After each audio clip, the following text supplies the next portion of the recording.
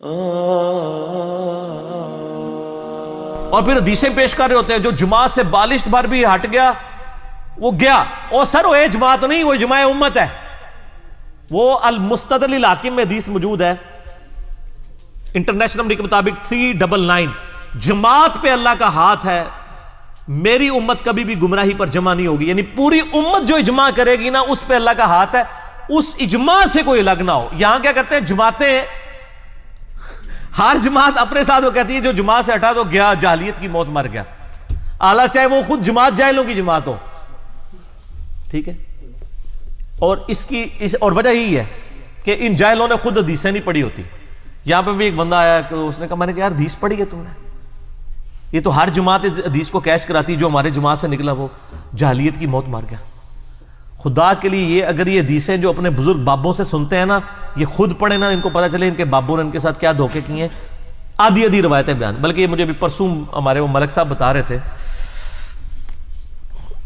تو ہے ملک ہے ویسے وہ، لیکن محب اہل بیت ہیں، ملوکیت میں نہیں ہے۔ تو وہ کہہ رہے تھے کہ وہ اپنی یعنی کسی جگہ شاپ پہ بیٹھے ہوئے تھے، وہاں پہ وہ دیوبندی مولوی سی کو، ملک صاحب دیوبندی مولوی کو اس نے بلا لیا، جی انہوں نے گل کرو، جی بھی خام خواہ گل کرو، ٹھیک ہے۔ آ کے بھی سیدھے شروع کر دینا ہے، بھائی آؤ المحنت تے گل کرو نا کہ عقیدے قرآن دی کتنے لکھے نے۔ وہ آگے فی الورف الدین کے اوپر بحثیں کرنا شروع ہو گیا، اور آ کے وہ صحیح مسلم کی وہ جابر بن سمورہ، یہ سمرہ لفظ نہیں ہے، سمورہ ہے، رضی اللہ تعالیٰ عنہ علیہ السلام۔ میرا اس پہ کلپ بھی ہے یوٹیوب پہ، گھوڑوں کی دموں والی حدیث، ٹھیک ہے، اس میں نے اس کو بریف کیا۔ تو وہ کہتا ہے وہ جی وہ گھوڑوں کی دموں کی طرح یعنی دم لانے سے یہ منع کیا، اس کو رفع دین پہ لگایا۔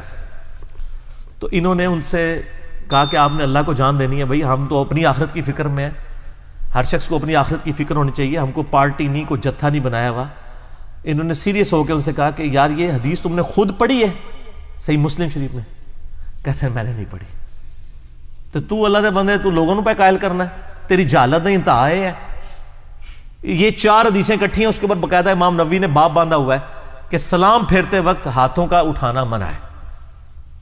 بلکہ امام بخاری نے جوز رفع الیدین میں لکھا ہے جو یہ حدیث رفع الیدین پہ لگاتا ہے اس کو ڈرنا چاہیے کہ اللہ کا عذاب اس پہ نہ آ جائے، جو سورہ نور کے اندر آیا ہے کہ نبی علیہ السلام کی جو نافرمانی کرے گا اللہ کا عذاب اس پہ آ سکتا ہے۔ اس سے بھی بڑھ کر مولانا تقی عثمانی صاحب جو مفتی اعظم ہے دیوبند کے، انہوں نے دروس ترمذی میں لکھا ہے کہ یہ علمی خیانت ہے گھوڑوں کی دموں والی حدیث کو رفع الیدین کے خلاف پیش کرنا۔ دیکھ لیں، اس سے بھی بڑھ کر مفتی احمد یار خان نعیمی صاحب جو جال حق میں ہر جعلی روایت لے آتے ہیں اپنی سپورٹ میں، رفع الیدین کے خلاف گھوڑوں کی دموں والی حدیث لے کے ہی نہیں آئے۔ ان کو بھی یہ آئی کہ ایڈی جعلی ہے کہ انہوں نے بھی نہیں پیش کی تھی، ایڈی جعلی کہ جو ہر جعلی گل پیش کرتے ہیں انہوں نے بھی نہیں پیش کی۔ تو یہ خود پڑھتے نہیں۔ پھر میں نے ان کو پھر اپنے بھائیوں کو بتایا کہ یہ تو اس سے بڑا واقعہ ہماری گلی میں ہوا، یعنی میرے گھر کے ساتھ بالکل ایک بریلویوں کے بہت بڑے مفتی صاحب رہتے تھے، آج کل وہ ہجرت کر گئے وہاں سے، ان سے میرے بڑے اچھے تعلقات تھے۔ جب میں 2008 میں ریورٹ ہوا تو انہوں نے میرے سلام کا جواب دینا چھوڑ دیا۔ سر یہ ہمارا ہی حوصلہ ہے، ہم ریورٹ ہو کے آپ کو غلط عقیدوں پہ مانتے ہوئے بھی آپ کو سلام بھی کرتے ہیں اور آپ کی مسجدوں میں آپ کے پیچھے نمازیں بھی پڑھتے ہیں، ٹھیک ہے، آپ میں یہ حوصلہ نہیں، سلام کا جواب نہیں دیتے تھے۔ تو ان دنوں میں 2008 کی بات ہے، 2-4 اپنے جو قریبی دوست ہیں ان کو گھر لے کے میں بیٹھتا تھا سیٹرڈے یا سنڈے والے دن ہی، عشاء کے بعد میں مغرب میں وہ ٹرانسفر ہو گیا۔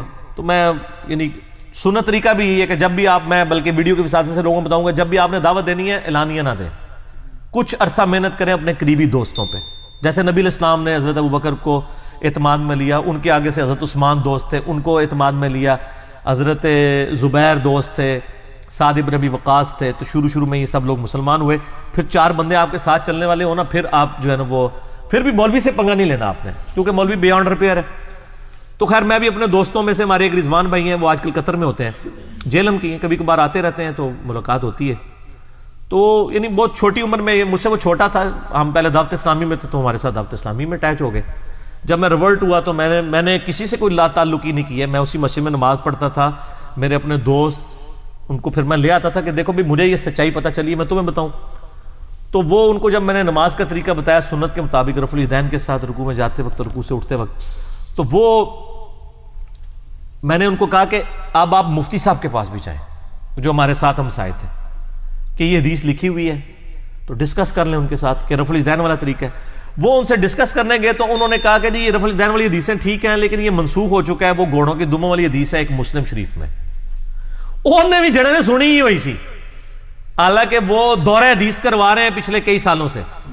اسی میں کہتا ہوں حدیث دا دورہ کیا ہے, یہ کیتا جائے دورہ پہ آ جائے, ایک دورہ بھی پڑتا ہے نا. تو اور ہم تو خوش ہوتے ہیں جب کوئی گھوڑوں کی دموں والی حدیث بتائے, کیونکہ وہ ٹرننگ پوائنٹ ہوتا ہے. ٹھیک ہے, یہ آخری جنہوں نے یکا ہوتا ہے نا, جس طرح یہ یکا ہوتا ہے. ٹھیک ہے, اور ایسا یکا ہے کہ تہاڈے ہاتھ وچ ہوندا ہے لیکن ساڈے حق وچ استعمال ہوتا ہے. وہ آیا تو میں نے اس کو نا بریلویوں کا ترجمہ شبیر بدرس کا نا مسلم شریف میں نشان لگا کے میں نے کہا یہ دیکھ لو گھوڑوں کی دموں والی حدیث ہے, یہ تو سلام پھیرتے وقت وہ صحابہ کرام ایک دوسرے سے مصافحہ کرتے تھے. اس نے پڑھا تو وہ مفتی صاحب کے پاس چلا گیا. مفتی صاحب کہتا ہے جی وہ آپ نے مجھے حدیث بتائی تھی تو وہ آپ نے تو نہیں پڑھی ہوئی لیکن میں نے پڑھ لی ہے, یہ آپ بھی ذرا پڑھ لیں. پڑھ کہتے ہیں ہاں یار یہ بات تو واقعی وہ والا رفع دین نہیں ہے. پھر شروع پھر بھی انہوں نے کیتا لیکن انہوں نے شروع کر لیا جڑا لے کے گیا سی. میں اس لیے کہتا ہوں کہ علماء یہود کے لیے قرآن پاک کا کتنا بڑا حصہ ایڈریس کرتا ہے ان کو. سورہ بقرہ پوری ان کے بارے میں, ان کو ہدایت نہیں ملی لیکن اوس اور خزرج انڈائریکٹلی فیض پا گئے. ذالک فضل اللہ یؤتی من یشاء, یہ اللہ کا فضل ہے جس کو چاہے وہ عطا فرماتا ہے. اس کا یہ بھی ترجمہ ہو سکتا ہے یہ اللہ کا فضل ہے وہ عطا فرماتا ہے من یشاء, جو چاہے کہ اس پہ فضل ہو. یہ من یشاء میں من کی ضمیر اللہ کی طرف بھی جاتی ہے اور اس بندے کی طرف بھی, یہ دونوں ترجمے درست ہیں. جو چاہے ہدایت پہ آنا, اور اس کو سپورٹنگ وہ سورۃ العنکبوت کی آخری آیت ہے نا, والذین جاہدوا فینا لنہدینہم سبلنا, جو لوگ ہماری راہ میں کوشش کریں گے ہم اپنی راہیں ان کے لیے کھول دیں گے. ٹھیک ہوگا جی.